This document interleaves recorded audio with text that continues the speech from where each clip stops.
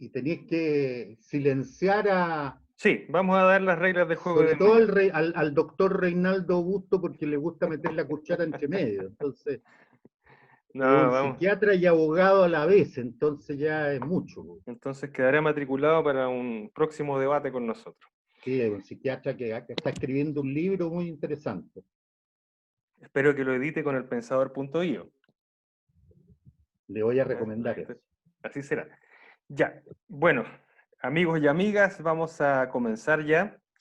Antes de comenzar, quiero eh, darles la bienvenida formalmente a nombre del pensador.io. Este es un medio intelectual que ya tiene alrededor de 3 años de existencia, con vocación académica, con lectoría continental, dedicado a la opinión y a la reflexión, dedicado a preguntar siempre el porqué de las cosas. Estamos dedicados sobre todo a la reflexión académica, la reflexión profesional, la reflexión desde aquellos que quieren saber un poco más y entender un poco más qué es lo que está pasando a nuestro alrededor. Si me permiten, antes de continuar, dar un par de avisos comerciales. El primero, sobre todo si es que hay abogados presentes o gente de empresas, es que si en tu empresa necesitan publicar un aviso legal, o si eres abogado y el tribunal te ha ordenado publicar en algún medio de circulación nacional, sepan ustedes que el pensador.io es la mejor opción. Vaya a elpensador.io/lex y estará entonces entrando a la mejor opción para los avisos legales. Eso es el primer aviso que es importante dar en estas circunstancias. Y el segundo es que si se han dado cuenta en su empresa, en su institución, que se necesita hacer algún tipo de aprendizaje en relación con la gestión de crisis, bueno, eticasur.cl es también la mejor alternativa. Vaya ahí, consulte, hay un curso de gestión de crisis que hoy día, que estamos viviendo permanentemente en crisis, es más vital y más actual que nunca. Eso respecto de los servicios. Cierre paréntesis con nuestra tanda comercial. Bien. Antes de comenzar ya con el contenido probablemente tal, algunas reglas del juego que son importantes. Nuestra dinámica generalmente con los debates y con los conversatorios es que después de las exposiciones eh, de los panelistas invitados, nosotros damos paso a una ronda de preguntas. Por una cuestión de orden, en general no interrumpimos a los panelistas en la modalidad online y por lo tanto les pediría a todos que dejen su micrófono en silencio. Y si hay preguntas a lo largo de las intervenciones, entonces pueden irlas tirando por el chat, nosotros las vamos a ir recogiendo, registrando y vamos a ir ordenadamente dando la palabra y las preguntas que estén registradas a través del chat al final de las dos exposiciones. Eso. Bien, vamos a comenzar a hablar de un tema que es realmente relevante para nuestros tiempos actuales.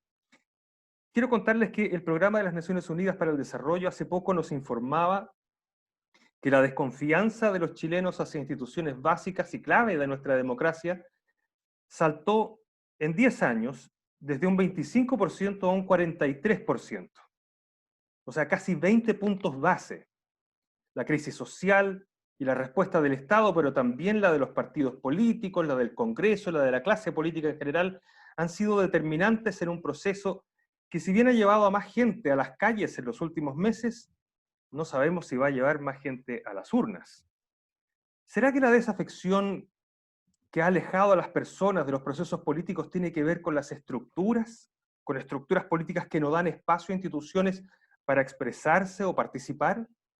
¿Será que el alejamiento es directa relación con una desconfianza que nace de la corrupción o de la distancia que la clase política ha tomado en su quehacer frente a aquello que realmente necesita la gente? ¿Será que la desconfianza y la desafección es resultado, como se esgrime en otros espacios, de un modelo que ha inoculado el individualismo y la falta de interés por el prójimo y por la sociedad que lo circunda? Estas interrogantes y la forma de abordarlas no son algo baladí. De las respuestas a ellas y cómo se concreten en las políticas públicas y en un modelo de convivencia social podría depender el futuro político de nuestro país y el futuro de nuestra democracia. Vamos a hablar entonces de estas preguntas y de las respuestas que podemos dar a ellas con dos destacados sociólogos que han tenido la gentileza de debatir en este espacio del Pensador.io. Nos acompañan hoy Eugenio Guzmán, decano de la Facultad de Gobierno de la Universidad del Desarrollo, máster en Sociología en la London School of Economics and Political Science. Y también don Antonio Leal, máster en Historia de la Filosofía, doctor en Filosofía en la Universidad de las Ciencias de Szeged en Hungría y en la Universidad de los Estudios de Roma, y actualmente director de la Escuela de Sociología de la Universidad Mayor. A ambos les damos una gran bienvenida y les agradecemos por estar hoy día aquí para poder debatir y conversar con todos los presentes. Vamos a comenzar con, yo tiré la moneda antes de iniciar esto, así que Eugenio, por favor, va a dar el puntapié inicial y les recuerdo a los demás que por favor pongan sus micrófonos en silencio. Bueno, en primer lugar, gracias Álvaro, gracias a todos ustedes, gracias Antonio, por cierto. Lo que voy a tratar de hacer son un conjunto de ideas más bien generales. Lamento decirles que no voy a hacer una bajada tan específica solo al caso chileno, pero son reflexiones que creo que están detrás de lo que le pasa a la democracia en general, creo, y a nuestros sistemas políticos, más estrictamente hablando. Este es un tema que, si bien a todos nos concierne, nos interesa, hay algunas personas que tienen más avanzado conocimiento de aquello, y en este caso Antonio es una de ellas, ya es una persona que ha estado bastante, que tiene una amplia trayectoria a este respecto. Lo mío voy a tratar de hacer una aproximación muy general. Y déjenme partir con un primer punto que en esta temática de legitimidad, de representatividad, de eficiencia, utilidad, de sentido y dirección de la democracia y los sistemas políticos, y tiene que ver con un dato más bien empírico, que todos aquí lo sabemos, pero no, muchas veces es necesario señalarlo y enfatizarlo, y es que lo que hoy conocemos como democracia no es una institución, diríamos, o más bien dicho, es una institución bastante joven. Y joven en el sentido de, si la miramos en términos de derechos políticos y libertades civiles, le hace sufragio universal, derecho a voto de la mujer, minorías étnicas y religiosas, etc., tal como la conocemos hoy en día. ¿Y para qué decir en materia de rendición de cuentas? ¿Ya? O sea, si nosotros vemos distintos indicadores en el sentido de la democracia, no solo es joven, sino que además no parece muy compartida en muchas sociedades, incluso hasta hoy en día. Piensen ustedes que hasta el 2015 las mujeres no podían votar en algunos países del Medio Oriente. Ahora, habiendo dicho señalado eso, diversos autores, ¿no es cierto?, y sobre todo en los últimos 50 años, han tratado lo que en algún momento Max Weber llamó esto el desencantamiento del mundo, esta pérdida de misterio de la realidad producto de la secularización.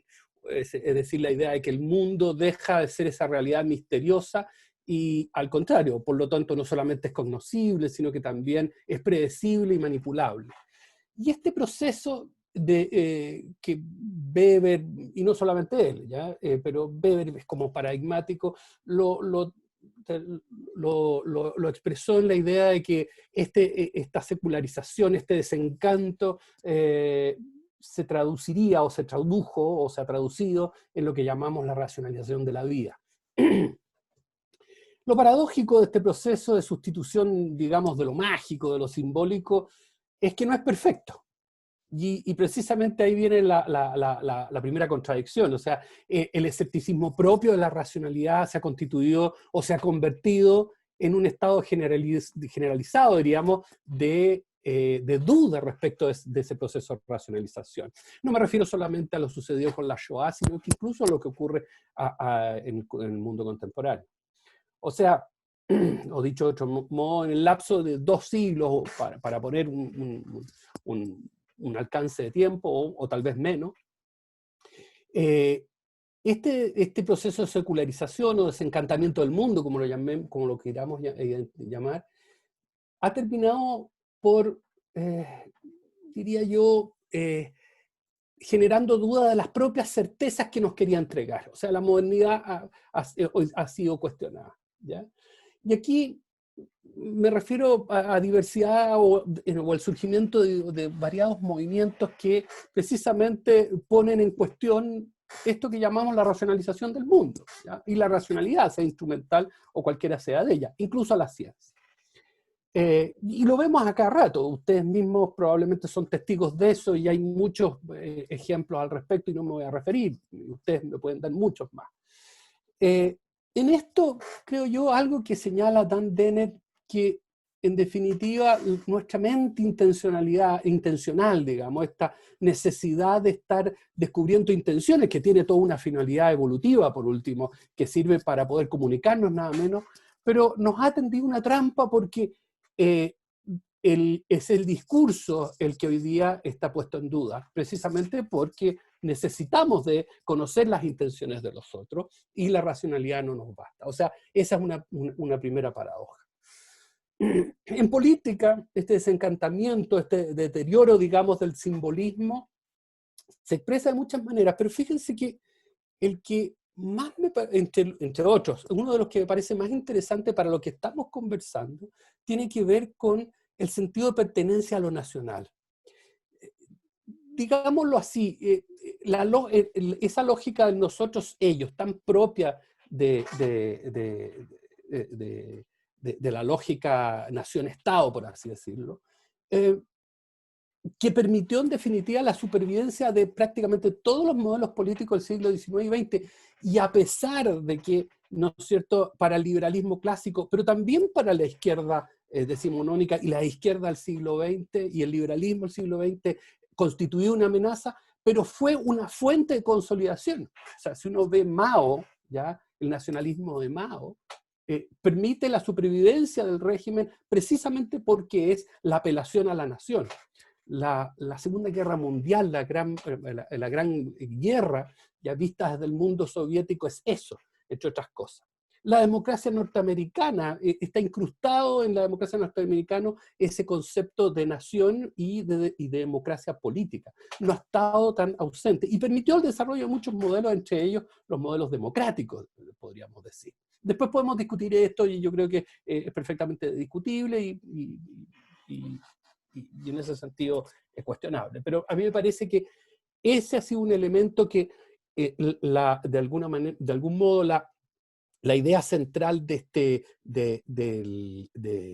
este proceso de desencantamiento, de secularización, ataca de fondo y lo orada, por así decirlo, por una razón muy sencilla, porque la dimensión si bien la dimensión negativa o de negación, de ausencia, no negativa en un sentido peyorativo, sino negativo en un sentido ontológico, de la secularización era respecto a la religión, o sobre lo sobrenatural, como asignándole algún estatus ¿cómo se llama?, de verdad. Pero la dimensión positiva era nada menos que la búsqueda o la postulación de una identidad basada en la universalidad de derechos y en la universalidad del conocimiento, ¿ya? De alguna manera también las visiones religiosas lo tenían, pero su universalidad era bastante limitada, estaba acotada, digamos. Esta dimensión positiva de la secularización, como decía, horadaba más bien dicho, el corazón mismo de la noción de Estado-Nación. Y por lo tanto debilitaba nosotros-ellos. Y debilitaba, ¿no es cierto?, las formas, distintos modelos políticos. Ahí había una tensión ya entre esta demanda por identidad, ¿no es cierto?, universal, y por otro lado, la necesidad de un nosotros versus un ellos que tenía que constituirse para construir un modelo, un ideal político. Veamos, las democracias latinoamericanas surgen, entre comillas, en cierta medida por eso. Pero el postulado, este postulado de identidad universal que viene de la Ilustración, que no hay nada nuevo, era profundamente radical.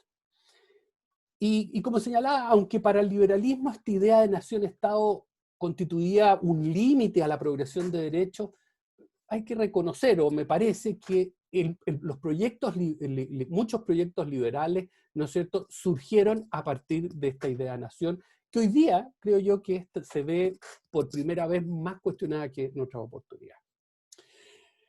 Un factor añadido, creo, que podríamos añadir a este proceso de desilusión y que surge al amparo de la idea de derechos universales es el pluralismo. ¿Cuál es la función o el fin o el propósito fundamental del pluralismo? No es nada menos que la idea de identidad común sustentada en una idea de dignidad humana. No obstante, y aquí vemos otra paradoja que a mí me parece importante destacar, es que el pluralismo de alguna manera supone una igualdad formal entre sistemas de valores. Vale decir, no hay un sistema de valores universales, sino que hay sistemas de valores que compiten entre sí y que nos entregan una interpretación que no tiene carácter universal de lo que es real y de lo que no lo es, ¿ya? O sea, por un lado el pluralismo, al igual que la idea de identidad universal, tiene lo que, usando un lenguaje mertoniano, que no me gusta mucho, pero usémoslo, tiene una función latente que no logra, ¿no es cierto?, identificarse o no logra anticiparse, que es que finalmente no existe un ideal político, una interpretación de la realidad, un sistema de valores, sino que múltiples sistemas de valores que tienen que respetarse. Y buscamos en la democracia el mecanismo de ello. Diremos, se puede decir que la sociedad plural supone algún acuerdo global, ¿no es cierto?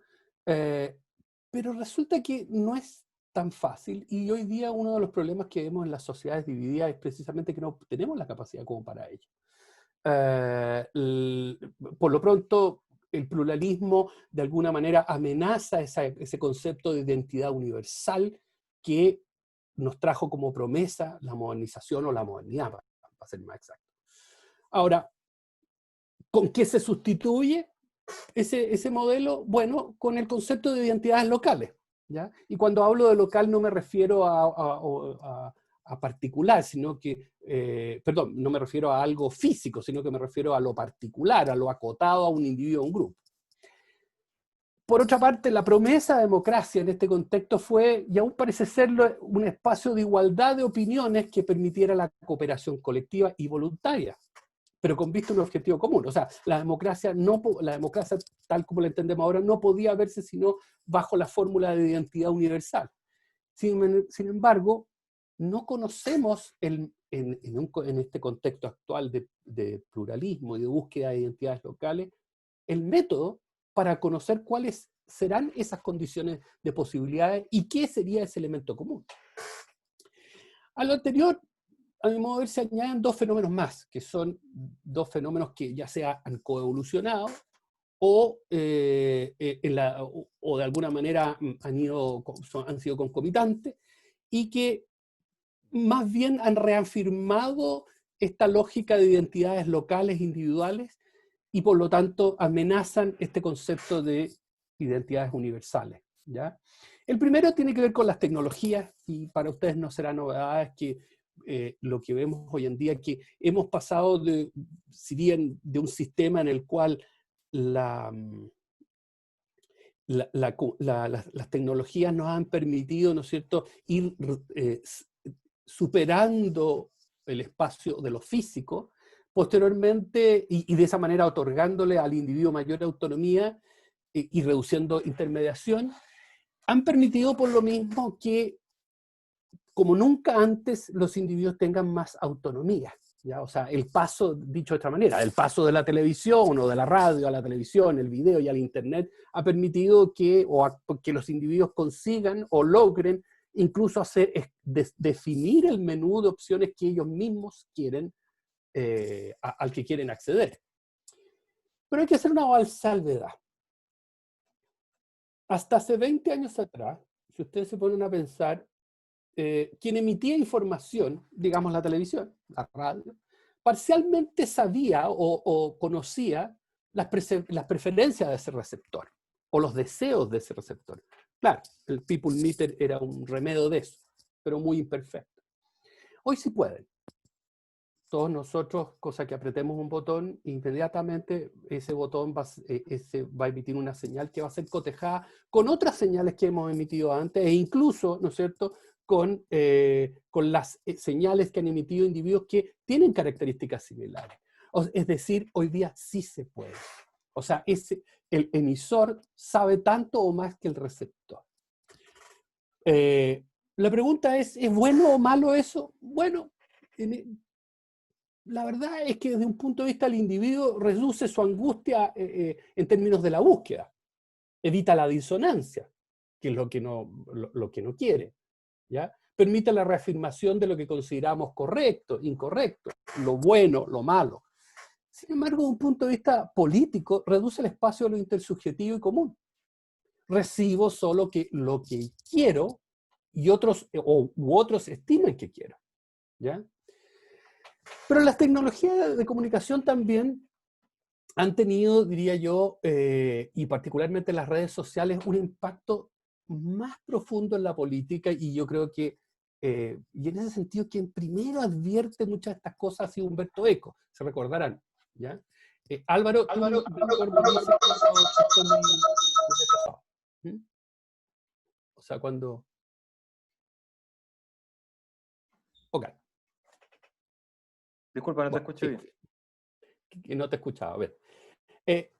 Las tecnologías de comunicación, como decían, han tenido otro problema, ¿ya? O que han tenido otro impacto a mi modo de ver, o creo que lo tienen.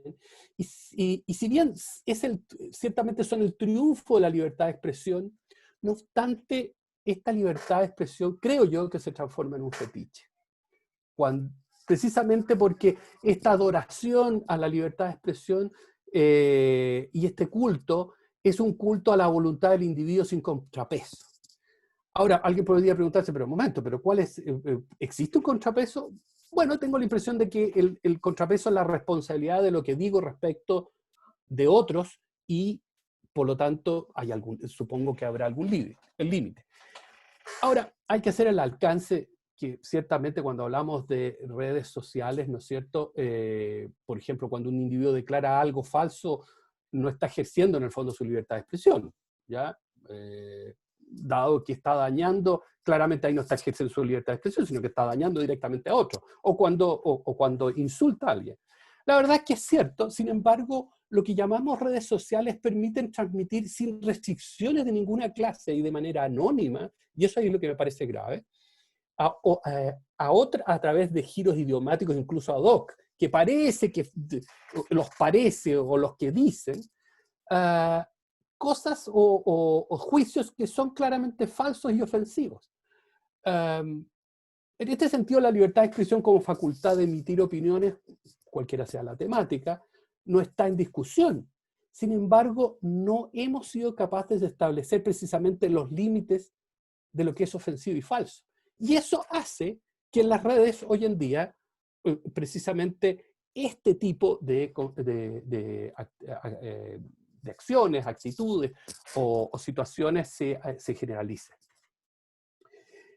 Hay que tener claro que, ojo, cuando nosotros ponemos límites, tengo la impresión, estos límites o el intento por poner límites también se puede transformar en herramientas para limitar esa propia libertad.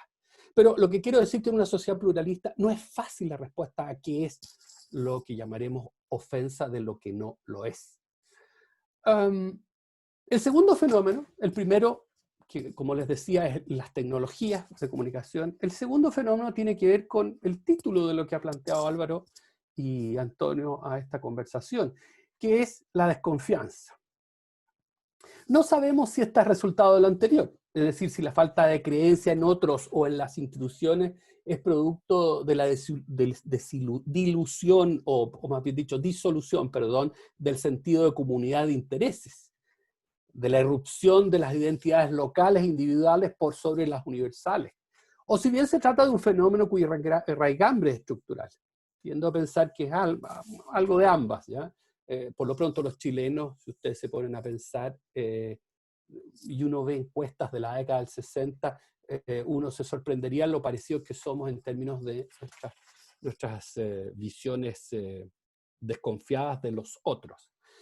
Pero junto con la desconfianza o concomitante con ella, es que ella ha devenido en lo que yo llamaría el recelo. Y el recelo hace imposible la política, pues el recelo es la sospecha hacia otros y hacia todo tipo de institución en la medida en que las percibimos como que ocultan malas intenciones o suponen algún peligro. Y entonces, desde ese punto de vista, esto añade otro ingrediente al problema de la democracia, al problema de la política. Hay otros elementos como el desasosiego del hombre contemporáneo o del individuo contemporáneo al que no me voy a referir, pero creo que también es otro elemento. Y para ir terminando, porque ya el tiempo va pasando y ya creo que me estoy excediendo unos minutos, me haría una pregunta que es, ¿qué cabe esperar de la democracia? Bueno, lo primero es que este contexto de tensión y volatilidad a la que está expuesta cualquier sistema político, tal como lo conocemos hasta ahora, lo son y serán significativos los próximos años. Esto no veo que va a cambiar. En segundo lugar, para muchos se ha puesto la mirada en lo que llamamos democracia participativa, democracia directa. Soy escéptico al respecto, después podemos conversar por qué, pero una de las razones es porque el gran problema de la democracia directa es que diluye la responsabilidad política. Juez y parte quedan disueltos en una misma entidad que son los electores, ¿ya? A mi modo de ver, creo que los sistemas de democracia directa diluyen aún más de política y la democracia en general, tal como la conocemos hasta ahora, pero sobre todo la actividad política. Y al contrario, creo que en un contexto de identidad local se hace más difícil, y sobre todo porque si la democracia es un proceso decisorio que supone discusión y reflexión, de alguna manera queda suplantado por los procesos de elección y estrategia, que a mi modo de ver son elementos secundarios y que son propios de la democracia directa. En tercer lugar, creo que cuando algunos autores hablan de posdemocracia, creo que no se hacen cargo del problema que he estado tratando de dilucidar o esquematizar, porque su diagnóstico más bien tiene llamémoslo así, una cierta gusto o gustillo funcionalista, porque está haciendo énfasis en la falta de funciones integradoras del sistema, cuando el problema tiene que ver con sustitución de un tipo de identidad por otra, ¿ya? No creo que podamos diseñar esto. En ese sentido, parafraseando a Adam Ferguson, este filósofo de la Ilustración escocesa, veo con dificultad que podamos hacer diseños que nos permitan resolver el problema que enfrentamos. Por último, creo que me gustaría hacerme cargo de una pregunta de si estamos al borde del colapso político. Es cierto, lo que he planteado ofrece un panorama muy pesimista, pero la verdad es que lo es solo parcialmente. Es cierto que un escéptico tiende a ser un pesimista o un cínico, pero una cosa es ser escéptico de los enfoques voluntaristas, románticos, idealistas, y otra cosa es suponer que lo que estamos enfrentando es un ciclo y como tal es posible que vengan tiempos mejores. Pero ello supone cambios profundos en lo que podríamos denominar, si seguimos a Norbert Elias o a Daya, un nuevo proceso civilizatorio, el cual más que diseñarlo es necesario promoverlo. Pero ello exige a las élites un esfuerzo de cooperación mayor al que al menos esta generación de élite ha estado expuesta. Con esto termino, no quiero aburrirlos más a ustedes y espero que estoy abierto a todas las críticas. Perdona, mi amigo Antonio, que me haya extendido un poco.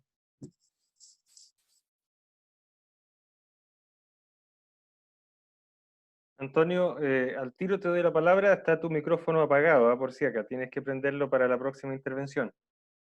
Antes de pasar con Antonio Leal, quiero recordarles a todos que este conversatorio está siendo grabado y va a ser retransmitido después a través de elpensador.io.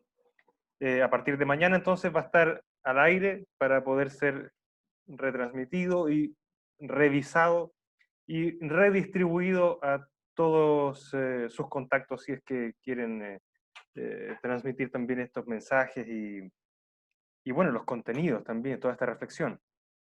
Pasemos ahora a la segunda parte con la intervención del sociólogo Antonio Leal. Por favor, Antonio, el micrófono es tuyo.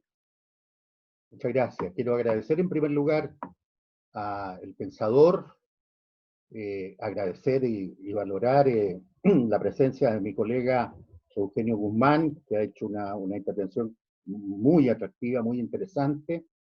Agradecer la presencia de todos ustedes que están en aula, que están en el ágora, podríamos decir, y de los que se vayan sumando. Eugenio ha dado un recorrido respecto de la democracia ligándola al tema de la modernidad, de la racionalidad, y dado que yo comparto buena parte de lo que él ha dicho, voy a seguir otro camino, apoyándome esencialmente en dos autores que han escrito mucho sobre el tema de la crisis de la democracia y han buscado explicar esta crisis de la democracia, que son Pierre Rosanvallon, que es un historiador francés, y más recientemente, en dos libros que han salido muy últimamente, Daniel Innerarity, que ayer fue entrevistado por el Mercurio y habló sobre la sociedad del desconocimiento.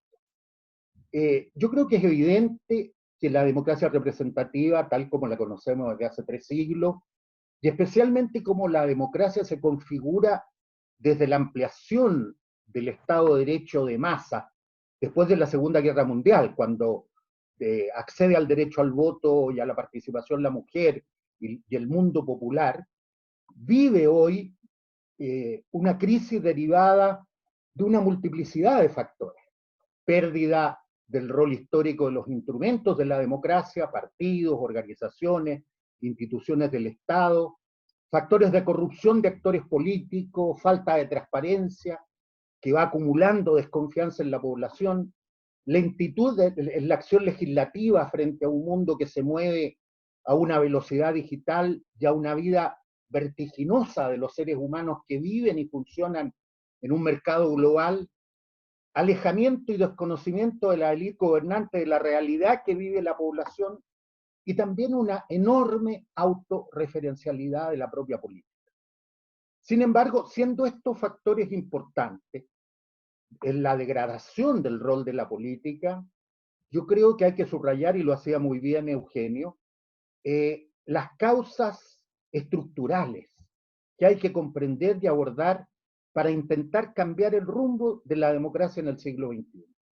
Como bien subraya Daniel Innerarity, nuestros sistemas políticos no están siendo capaces de gestionar la creciente complejidad del mundo y tienden a tornarse impotentes.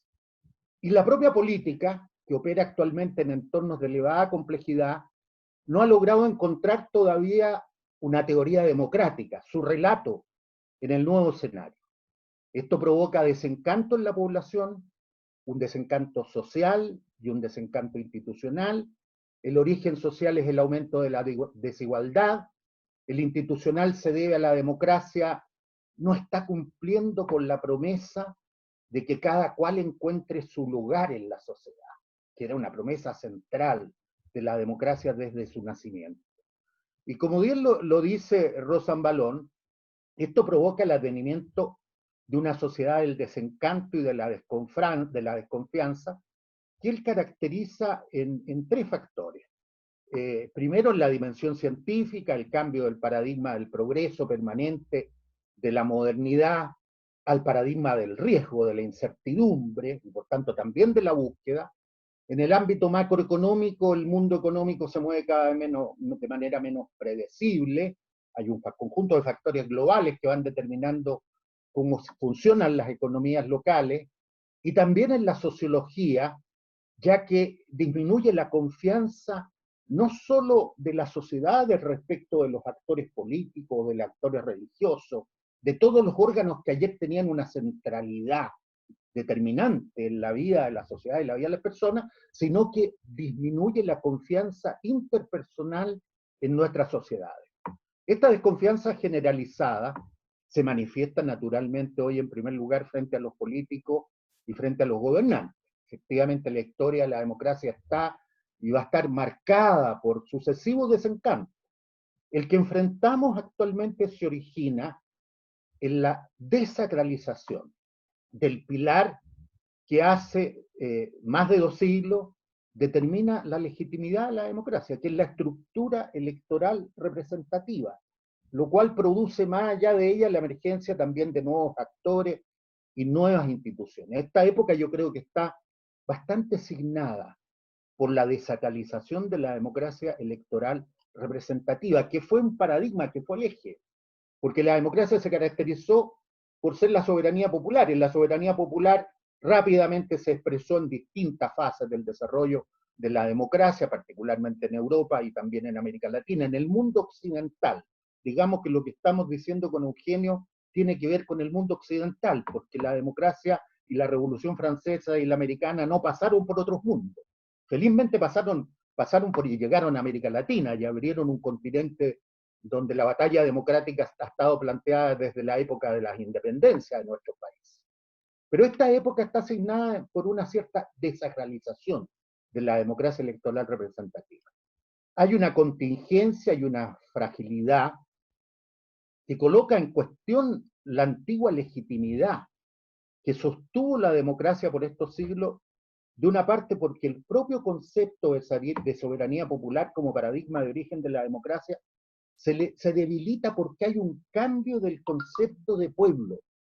El pueblo de hoy no es el pueblo de la Revolución Industrial. El pueblo de hoy no es el pueblo de la Revolución Francesa. Ese pueblo de la Revolución Industrial de clases y grupos definidos, orgánicos, perfectamente visibles y representables además en su dimensión social e ideológica, sino el mundo y el pueblo de hoy es un conjunto de grupos heterogéneos, atomizados, que son más bien una sucesión de historias singulares, típicos de una sociedad líquida, como diría Bauman, postindustrial, posmoderna, y a los cuales es más difícil representar por los partidos y entidades que nacieron en otra época, en la civilización anterior. Hay que tener presente cuando se habla de los partidos que los partidos nacen poco antes y poco después de la Revolución Francesa y tienen su esplendor representando orgánicas sociales derivadas de la revolución industrial. Y hoy día, en este mundo de la incertidumbre, los partidos políticos tienen muchas dificultades para poder representar a grupos que son muy heterogéneos y transversales. Pero a la vez experimentamos un declive del desempeño de las elecciones democráticas por el alto abstencionismo que existe en las elecciones en todo el mundo, que hace que una mayoría electoral pueda en verdad ser una minoría social, una simple fracción, que gobierna sobre otra minoría activa y frente al rechazo o al desinterés de los no votantes. Piensen ustedes que los últimos 2 gobiernos, el gobierno del presidente Sebastián Piñera y de la presidenta Bachelet, fueron elegidos con el 50% de los votos. Entonces, cuando hablamos de mayoría, estamos hablando de un porcentaje, de una fracción que en verdad es minoría. Y la oposición es la minoría de la minoría. Y en muchas sociedades a veces votan menos del 50%. Entonces hay un tema con las elecciones democráticas que tienen que ver con el abstencionismo, que hace que una mayoría electoral entonces no logre configurar hoy día, en un mundo que es más complejo, este factor de la legitimidad de los gobiernos. Este es un tema antiguo en Chile. Leí ayer que Arturo Alessandri Palma, el 25, fue elegido en un padrón de 391.000 electores por 116.000. Es decir, no estamos hablando de algo que tenga que ver con una contingencia, estamos hablando con que esto del sistema electoral, de la democracia representativa basada en la soberanía popular electoral, viene debilitándose en el tiempo. Y no logran expresar adecuadamente lo que Rosanvallón llama las funciones de representación, de legitimidad a las instituciones, de control de los representantes, e incluso Rosanvallón habla de la producción de ciudadanía, que fueron elementos claves que hicieron de las elecciones el elemento democratizador de la sociedad por excelencia. Incluso más allá de las reformas a los sistemas electorales, la no reelección de los representantes que se ha resuelto en el Parlamento en esta semana, la transparencia del gasto electoral e incluso a los mecanismos de revocación, a los juicios políticos, todo lo cual es valioso, pero no logra enfrentar el problema del malestar y la desafección por razones de carácter políticas y sociológicas. Y esto se ve ulteriormente afectado por el creciente factor de la desideologización de lo político, que es muy propia de nuestro tiempo, del paso de la modernidad a la posmodernidad, y que produce una rebaja de estándar ético, genera una relación inédita de nuestras sociedades con la transparencia, un abordaje más individualizado de las cuestiones políticas que va de la mano con una mayor exposición de los gobernantes a la observación de sus conductas, cuando a través de las redes sociales y de los medios electrónicos alternativos asoma una figura que no existía, pero que existe hoy día con las redes sociales, que es el pueblo controlador, que denuncia y coloca en cuestiones las verdades establecidas, las versiones de los gobiernos, los parlamentos y la propia vida de los líderes. Hoy día, cualquier error que comete la autoridad, cualquiera ya sea, se ve rápidamente reproducido en las redes, se ve reproducido en los medios electrónicos, de ahí salta la televisión, y cuando está en la televisión ya los medios tradicionales de papel tienen que llevarlos al día siguiente. Junto a ello, creo que se instala en los regímenes políticos, y en Chile hay una manifestación expresa de esto, pero esta es una tendencia también mundial, un excesivo peso del poder ejecutivo, una presidencialización del poder y de las democracias, lo cual debilita la representación que se sustentaba sociológicamente en cuerpos, clases, y debilita sobre todo al poder representativo, que son los parlamentos. Y por tanto, yo creo que estamos ingresando en una nueva era de la identidad de la política, pero también de la identidad de la democracia, que se da en un contexto de un desarrollo de un individualismo singular, relacionado con lo complejo, con lo heterogéneo del mundo social, así también con las profundas mutaciones del propio capitalismo, todo lo cual resulta difícil de representar con los instrumentos de una sociedad como la que hemos vivido, una sociedad, como le llamaría Bauman, sólida, una sociedad simple, y hoy día vivimos en una sociedad compleja. Hay un tema que a mí siempre me ha inquietado mucho, que es la temporalidad de la vida política y la transformación que tiene la temporalidad. Miremos el concepto de programa, por ejemplo, que ha perdido su consistencia ideal en un mundo dominado por la incertidumbre, en el que cotidianamente es preciso lidiar con crisis locales, acontecimientos internacionales que modifican los escenarios.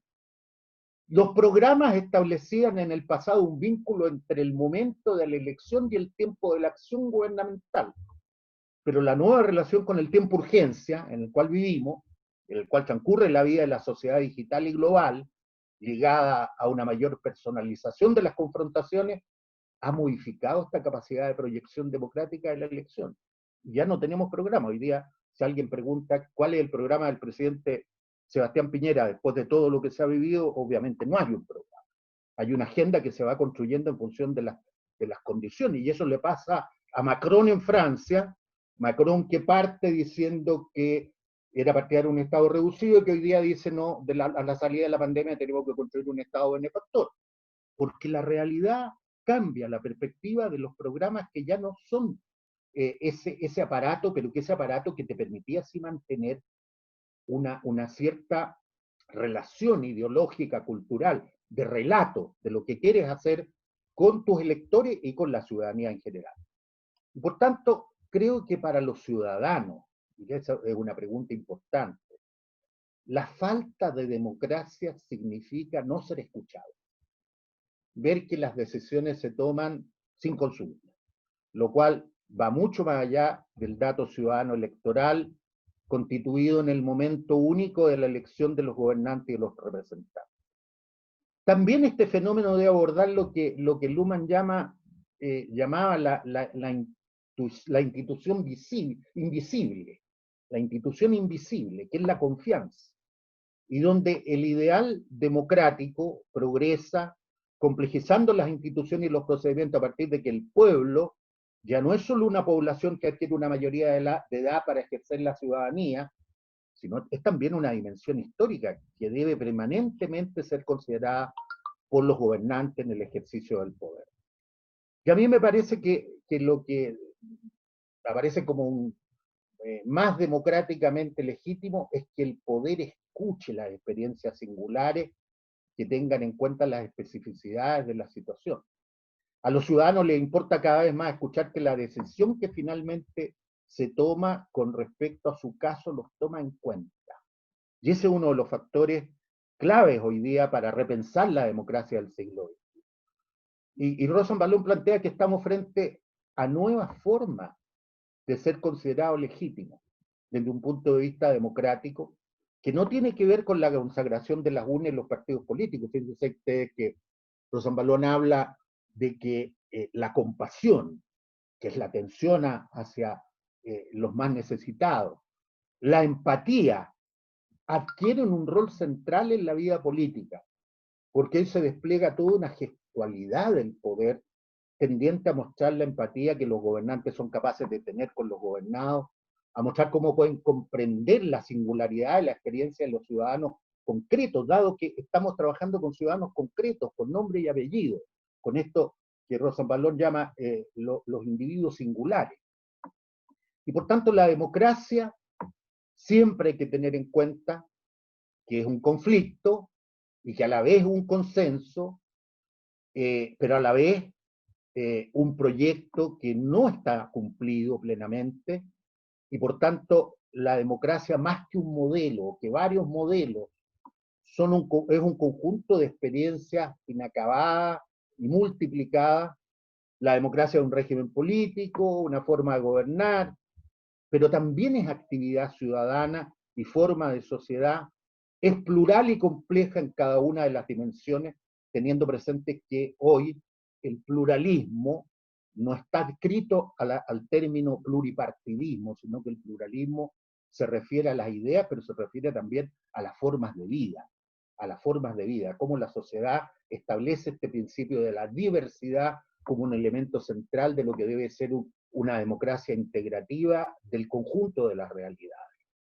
Ahora, es importante tener en cuenta lo que decía ayer en el Mercurio, incluso Daniel Innerarity, que plantea que estamos frente a la necesidad de una reconceptualización, él le llama un reseteo de los conceptos y de la categoría que la política ha utilizado en estos 300 años para leer la realidad.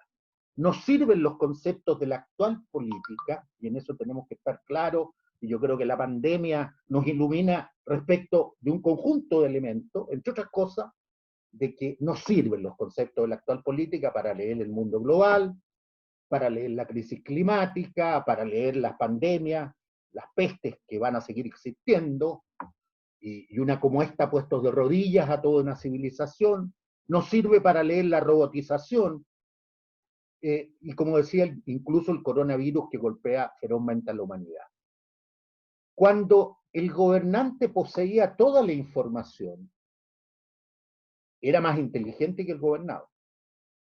Y en esas condiciones, el gobierno podía ser más vertical, porque el gobernante tenía el poder de la información, incluidos los partidos políticos, que eran los mediadores, porque manejaban información, y a través del filtro de las ideologías, le daban sentido a la información, creaban conciencia social. Pero cuando la revolución tecnológica, y en esto coincidimos plenamente con Eugenio, cuando la revolución tecnológica de la información, que es planetaria, y accede a miles de millones de seres humanos en las diversas latitudes, permiten que las personas se informen, se autoconvoquen, establezcan redes, sin el control de los antiguos mediadores y sin los marcos teóricos, una vez considerados infalibles, ello iguala y provoca otros equilibrios sociales y de poder, lo que obliga al gobernante y a las instituciones políticas a obtener la información que circula más allá del férreo control que el poder ha tenido siempre sobre la información, y a generar acuerdos con los gobernados, un cierto tipo de intercambio, de consenso, de información y de legitimidad, porque lo que está en juego es la legitimidad. Fíjense lo del 18 de octubre. Lo del 18 de octubre es la expresión, en primer lugar, de un movimiento con características bastante posmodernas.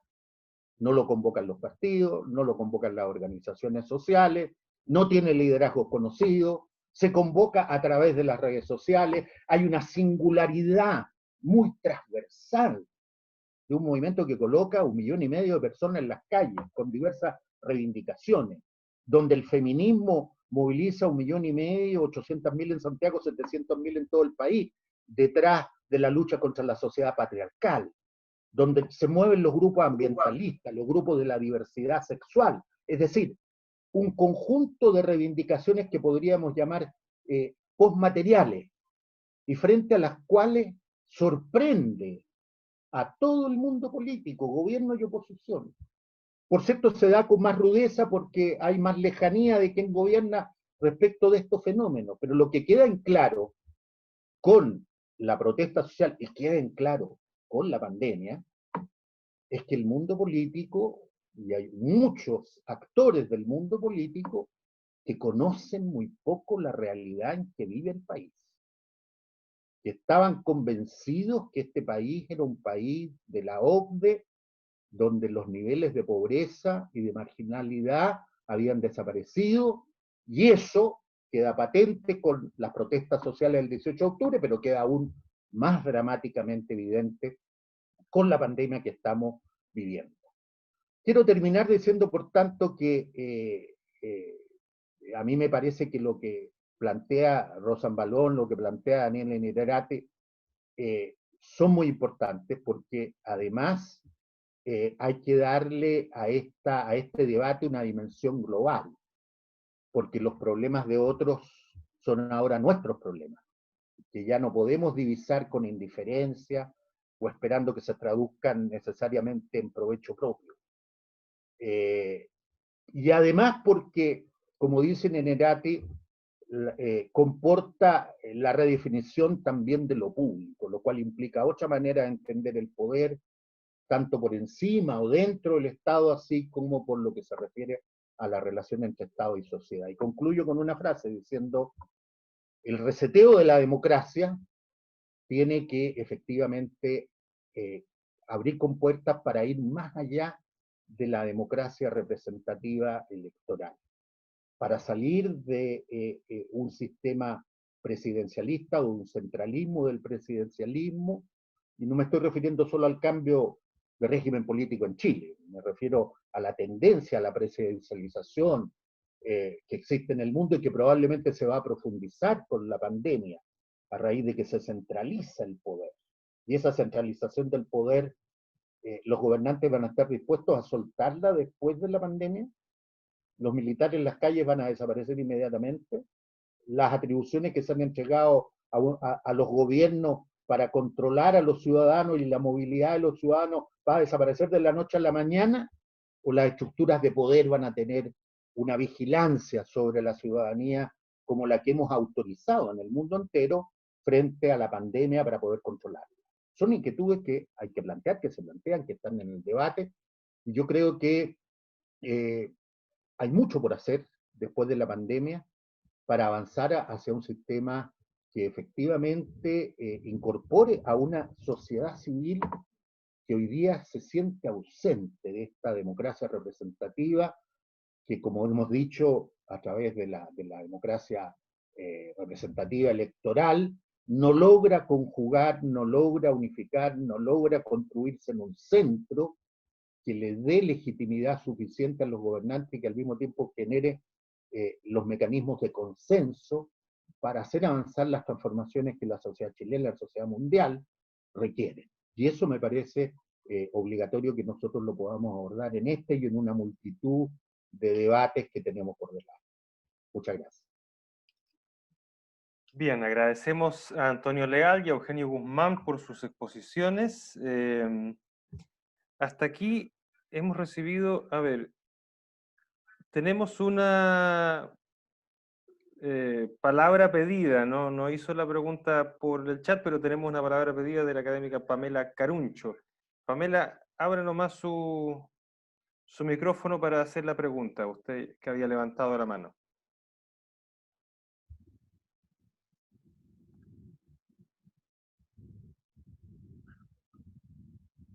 Abajo, ahí está. ¿Ahí me escuchan? La escuchamos, Pamela. Hola, buenas noches.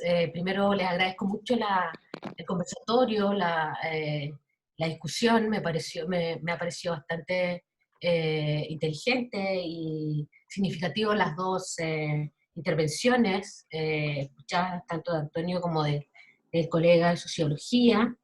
Pero quería yo ahí eh, incorporar algunos otros elementos, si bien estamos todos al parecer más o menos de acuerdo o entendidos de que efectivamente hay una crisis representativa, ¿no? Estamos hablando de una crisis de la democracia en todo el sentido de la palabra. Pero, sin embargo, sucede, y ahí está esta tensión que también se planteó sobre esta tensión de lo universal y lo particular, ¿no? Pero a pesar de esta crisis a la cual asistimos, la crisis de la representación, la crisis representativa de la democracia, que esa es la discusión, ¿no? Sin embargo, y lo vemos con la pandemia, lo vimos a partir del estallido social del 18 de octubre, no solamente aquí, sino que en otros países, lo vimos en la primavera árabe, lo vimos en el proceso que vivió también el 15M en España. Sin embargo, ¿cómo decirlo? Lo atómico, lo que en algún momento se volvió singular, se vuelve a reunir en subjetividades que al parecer cruzan una cierta universalidad.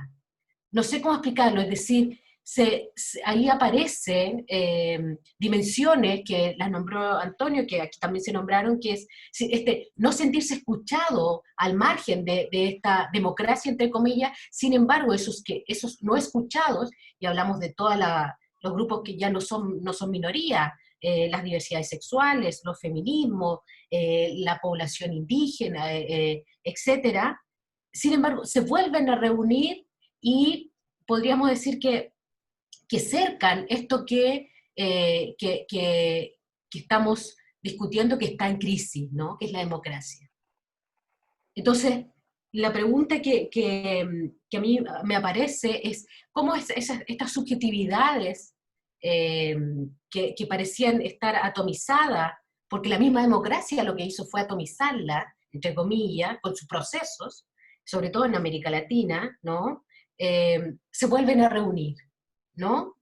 Y entonces y es lo que estamos observando, ¿no? Yo no me arriesgaría a decir hacia dónde va, pero se constituyen, no digamos en pequeñas islas, pero se constituyen archipiélagos que van a estructurar una nueva geografía, una nueva geopolítica, que está desmontando y que literalmente empieza a quitar todas las capas de esta democracia que no atendió, entre comillas, a toda la población. Porque si bien aquí se hablaba de que la modernidad, desde la Ilustración, ¿no es cierto?, desde la Revolución Francesa, la Revolución Norteamericana, la Revolución Industrial, incorpora, no es tan cierto, ¿no? Las mismas autoras feministas y todos los estudios plantean que, de hecho, la misma Amelia Valcárcel nos dice que justamente los feminismos es un hijo bastardo de esta democracia, ¿no? De la democracia, porque deja fuera una serie, y no solamente a los feminismos, sino que a todos estos grupos hoy día, entre comillas, minoritarios. Hoy día, hablemos así, que ya no podemos hablar de minoría. Entonces, ¿La pregunta es para los dos? ¿Sí? Sí, es que ahí es donde la pregunta es cómo esa tensión de estas subjetividades que al parecer quedaron marginadas, atómicas, se vuelven a reunir, se vuelven a conjuntar para exigir y ejercen, curiosamente también al interior de su proceso, de su espacio, una suerte de democracia también, ¿no? Pero no es esa democracia vertical, esa democracia esta democracia, entre comillas, institucional. Sin embargo, también tiene algo de institucional. No sé cómo plantearlo.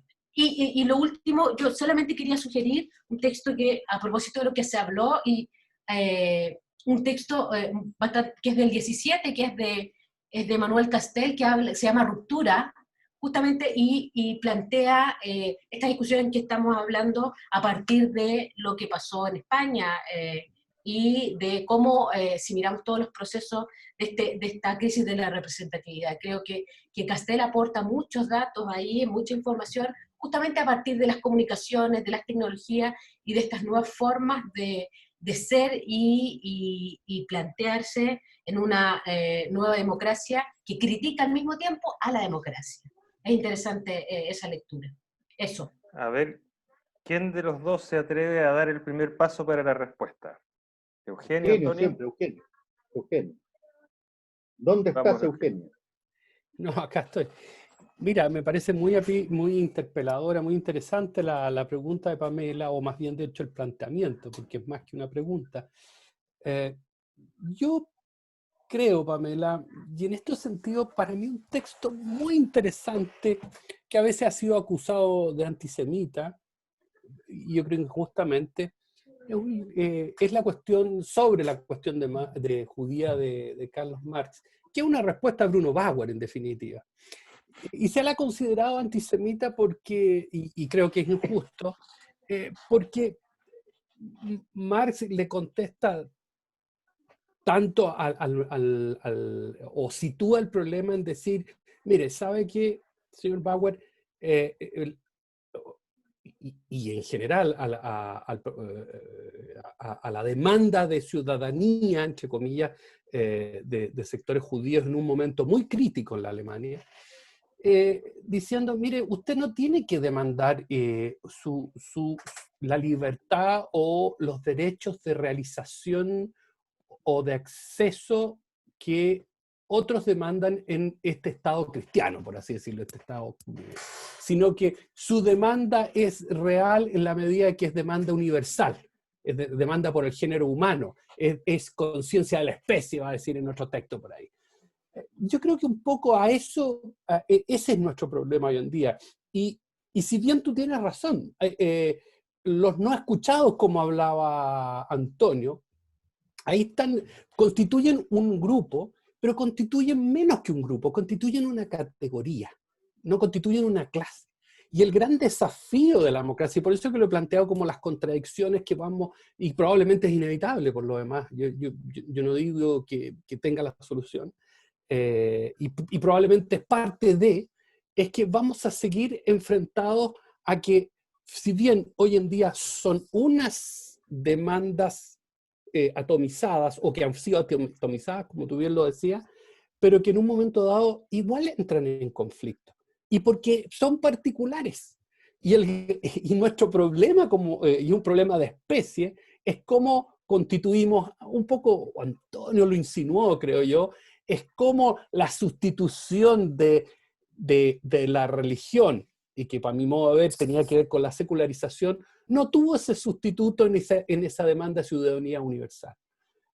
No quiero extenderme más porque también quiero dejar el espacio a otras preguntas, pero creo que es un problema y que no se va a resolver fácilmente. Ese es mi planteamiento. Pero tú tienes toda la razón que está ahí y va a seguir, y mi planteamiento es que va a seguir, porque no logramos constituir ese concepto universal de identidad. Y al contrario, vamos a ver que a futuro vamos a reemplazarlo por identidades locales. Pero bueno, es un intento de hacerme cargo de tu pregunta. ¿Quieres comentar, Antonio? Sí, quisiera decir lo más brevemente posible que Pamela tiene toda la razón, en el sentido de que las reivindicaciones feministas y el feminismo fueron una hija bastarda de la democracia, una hija ilegítima de la democracia. Toda vez que la democracia parte, al igual que el ágora griego, excluyendo a las mujeres. Y las mujeres recién se incorporan a partir de los años 50. Es decir, teníamos, ¿cuánto? Una cantidad, muy poco, 70 años de un régimen que ha establecido una paridad en el cuerpo electoral y la posibilidad de que las mujeres puedan participar de los procesos electorales. Pero además, en lo de fondo, es que las izquierdas o los movimientos liberales nunca se hicieron cargo del feminismo. Muchos plantearon reivindicaciones desde el punto de vista social de la mujer, pero no desde el punto de vista de los derechos de género, ni los derechos reproductivos.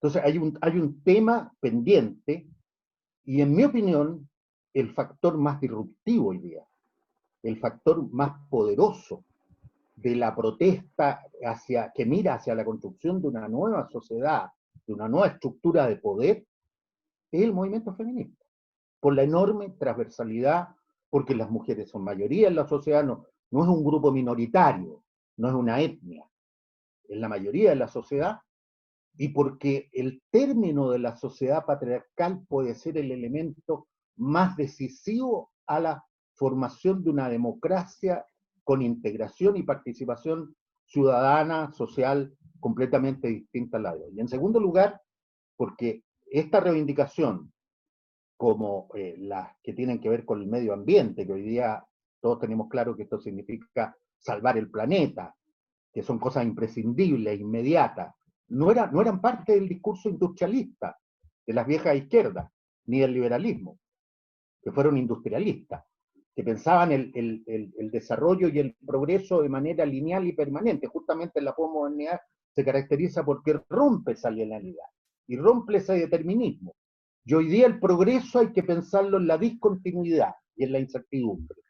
Y en ese sentido creo que el conjunto de reivindicaciones que podríamos llamar postmateriales hoy día se transforman en reivindicaciones centrales para la configuración de sujetos, de subjetividades y de un bloque histórico que permita hacer caminar un nuevo proyecto de democracia en la sociedad del siglo XXI.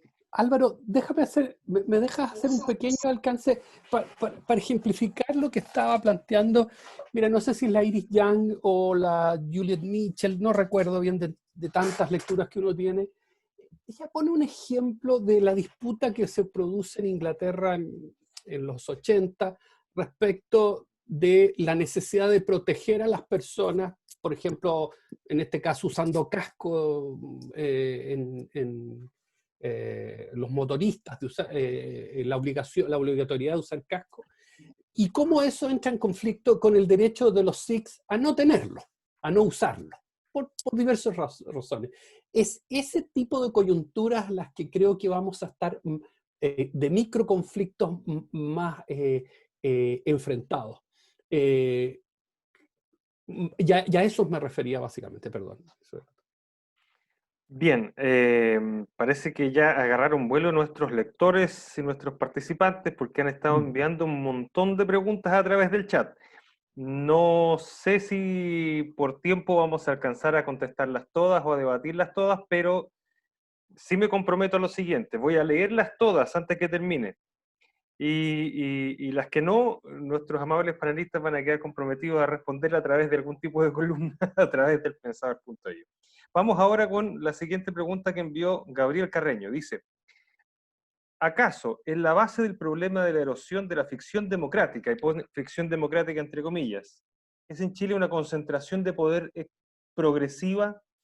Y dice que hay algunos signos de esto, el hiperpresidencialismo, la limitación de la discusión sobre la base del acuerdo, esquivando la controversia y la concentración económica que contaminó la política y aún más la pautea, dice.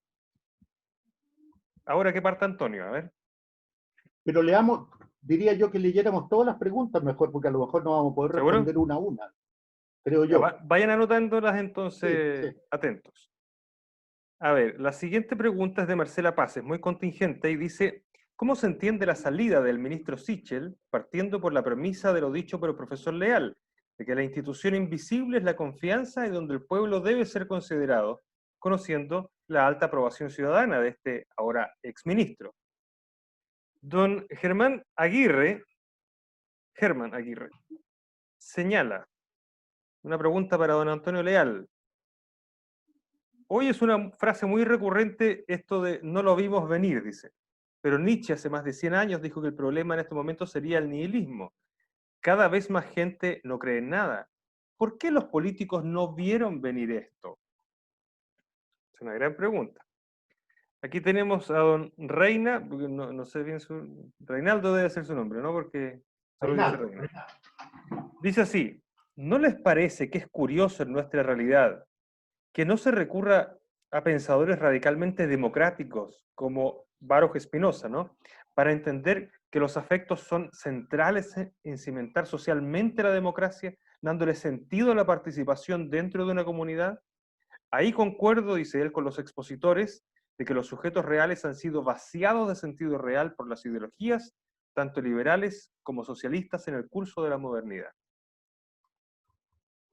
Y hay 3 consultas que envía don Nicolás Jiménez. Vamos anotando, queridos panelistas. Dice, ¿qué pasa con el gran porcentaje de personas que priorizan dentro de sus vidas otras áreas distintas a la política y que esa priorización distinta de intereses puede explicar su desafección? Segunda pregunta, ¿qué puede hacer la clase política que al parecer en esa población genera desconfianza debido a la desconexión al hacer política para conquistarlos? Y finalmente, Nicolás Jiménez pregunta, ¿modernizar la democracia en el sentido de abrir mayores canales de participación no podría excluir aún más a ese porcentaje que presenta desinterés al simplemente abrir la democracia a ciertos grupos que van a velar por sus propios intereses? Y finalmente tenemos una última pregunta de Gabriel Carreño que complementa lo que él ya había planteado. Dice, me imagino que está hablando de otros ejemplos de concentración del poder, está hablando progresivas cuotas de desagregación del poder, ¿permiten refortalecer la democracia? Transparencia, por ejemplo, paridad, órganos locales, rendir cuentas. ¿Qué les parece aquello? Ah, y hay una... No, eso es. Ahí están las preguntas. No sé si ya tomaron adecuadamente nota y quieren comenzar a comentarlas o responderlas.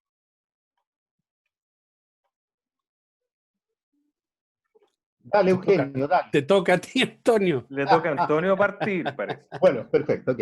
Vamos. Bueno, no es fácil retener todas las preguntas, pero quiero decir, responder con frases porque tenemos un tiempo y los Zoom tienen un tiempo también.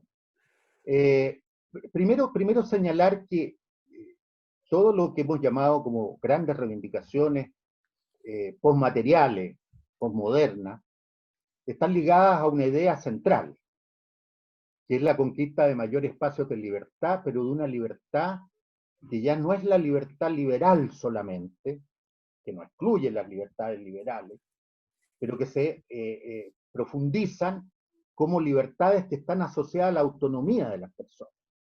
Es decir, crecientemente son las personas las que tienen que resolver sobre su propio destino. Efectivamente, aceptamos, por ejemplo, durante la pandemia, una serie de controles, de límites, de estados de excepción, de militares en las calles, de límites de nuestras libertades, porque está en juego la vida y porque entendemos que ese es el factor que puede salvarnos de esta pandemia antes de tener tratamiento y vacunas. Pero el tema principal es cómo hoy día cada uno de estos planteamientos que se han formulado en algunas de estas preguntas están ligados a la libertad como un sentido de autonomía de las personas, y hay que entenderlo así.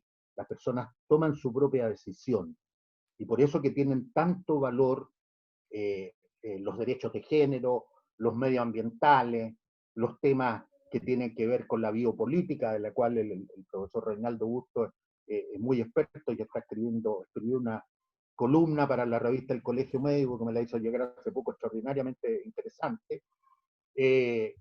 Entonces, este conjunto de temas entran en una dimensión distinta a los temas sociales tradicionales.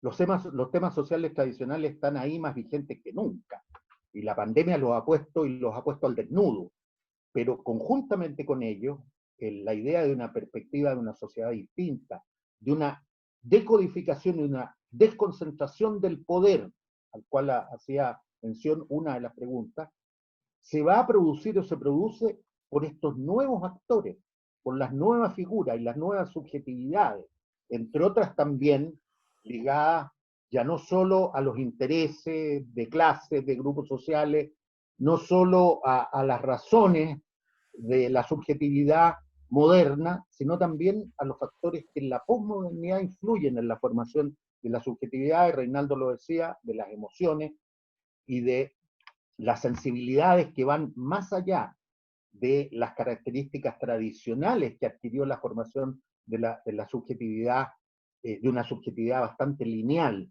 que es la subjetividad de los sujetos en la sociedad moderna. De manera tal de que la desconcentración del poder se produce cuando tú adoptas medidas de que los órganos sean paritarios, adoptas medidas para descentralizar el control del poder en las regiones, cuando regionalizas de verdad, eliges autoridades, distribuyes recursos para que los recursos sean efectivamente decididos en las inversiones en las diversas regiones del país y de los países, y cuando abordas un tema de fondo, que la pandemia ha dejado, otro de los temas de fondo que la pandemia ha dejado al desnudo. Esta es una crisis global y no existe gobierno global. Esta es una crisis global y lo que existe es una coordinación de las Naciones Unidas que nace después de la Segunda Guerra Mundial con fines que son completamente distintos. Lo que sí se coordina el Fondo Monetario Internacional, el Banco Mundial, las grandes multinacionales que deciden muchas cosas en su sede en Londres, pero no hay un gobierno mundial que pueda ordenar este proceso global. Y eso lo requerimos urgentemente, porque este tipo de pandemias van a seguir existiendo, porque tenemos el calentamiento global, porque tenemos este tema de la lucha por la paridad, la lucha del feminismo, que es planetario y al cual hay que darle una salida global. Es decir, mi discurso es que muchos de los temas que han sido planteados en las preguntas tienen que ver, primero, con que vivimos en una sociedad completamente distinta a la del pasado, que requiere una teoría política acorde al siglo XXI, acorde a la posmodernidad, acorde a que todo lo que hoy día consideramos que no es sólido, que es líquido, todo lo que consideramos que es un riesgo, como lo dice Ron Zambalón, puede ser transformado en un contrapoder respecto de la concentración y la centralización del poder que hemos vivido y que ha agotado muchas de las vertientes de la vida democrática de nuestra sociedad. De manera que yo por lo menos creo que no hay que temerle a este mundo menos ordenado, a este mundo más transversal, a este mundo con inquietudes múltiples, a este mundo con sujetos nuevos, a este mundo que de pronto no tiene liderazgo y los liderazgos aparecen de un momento a otro en función de temas específicos, porque creo que es un mundo más libre que le va a hacer bien a la política, le va a hacer bien a la democracia y va a transformar las instituciones de la democracia que hoy día se encuentran completamente obsoletas.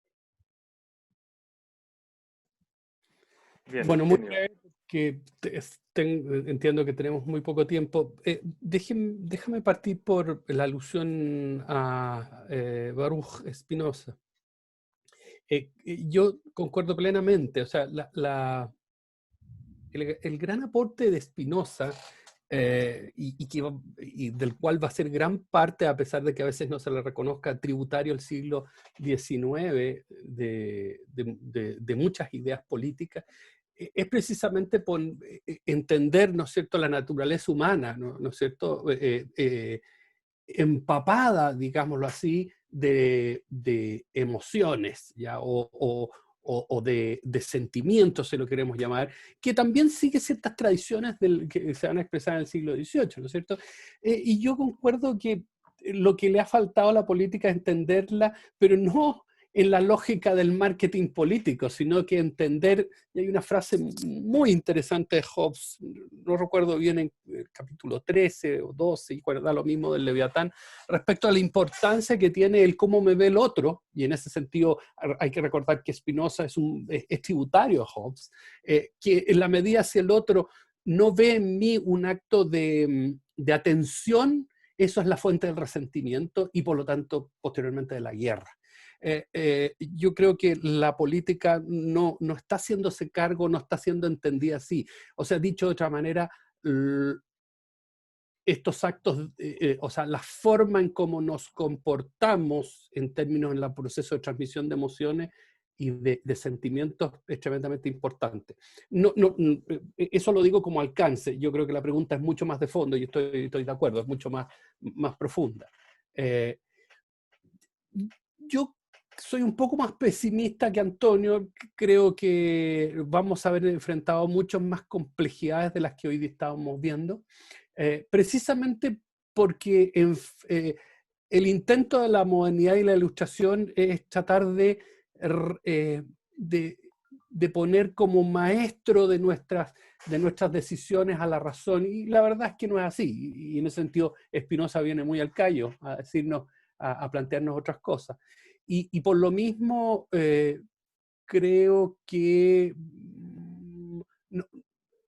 o sea, se vienen muchos más cambios de los que creemos, cambios que tienen que ver en las élites, en cómo ellas van a circular, y no sé claramente si vamos a pasar a través de procesos de transición mucho más dramáticos, mucho más complejos de los que creemos. Con esto para nada quiero postular ni plantear nada que tenga que ver con una vuelta al cesarismo como lo anunciaba Spengler en los años 20 y 30, pero hay ahí un nubarrón posible, porque cuando hay tanta fragmentación tengo la sensación de que la barbarie se impone más fácilmente que cuando al menos hay ciertas unidades de consenso. Eso es todo. ¿No? Perdón por no contestar todas las preguntas, que son muy buenas, pero no hay tiempo suficiente para ello. Pero las agradezco. Bien, pues no tenemos más preguntas, sí tenemos algunas felicitaciones, y solo quiero terminar recordándoles a todos los presentes que son académicos, que están en el mundo de la enseñanza, de la reflexión, del pensamiento, que las páginas virtuales, en este caso del pensador.io, están siempre abiertas para ustedes, para sus artículos, sus columnas, sus cartas. La política editorial del pensador.io es no discriminar y no diferenciar tampoco. Estamos abiertos a todas las corrientes de opinión. Nuestro predicamento precisamente es poder generar debate, poder generar reflexión, porque creemos que eso es lo que le hace falta al país. Por eso no hicimos un medio de comunicación informativo, porque de eso ya hay demasiado. Tengo la impresión de que estamos en un mundo infoxicado incluso. Pero lo que sí hace falta es reflexión. Y para eso entonces estamos haciendo estos espacios. Muchas gracias a todos, muchas gracias Eugenio, muchas gracias Antonio, y gracias a todos ustedes por haberse dado este espacio para poder pensar y reflexionar. Que la fuerza nos acompañe. Gracias. Muchas gracias. Muchas gracias. Gracias. Muchos queridos amigos aquí que hemos visto, y queridas amigas.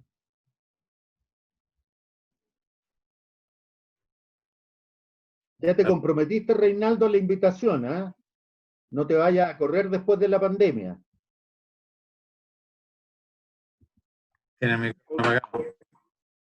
Chao, hasta luego. Felicitaciones, muy bueno, muy interesante. Chao, Rodolfo, querido. Chao, que estés bien. Muchos saludos. Chao.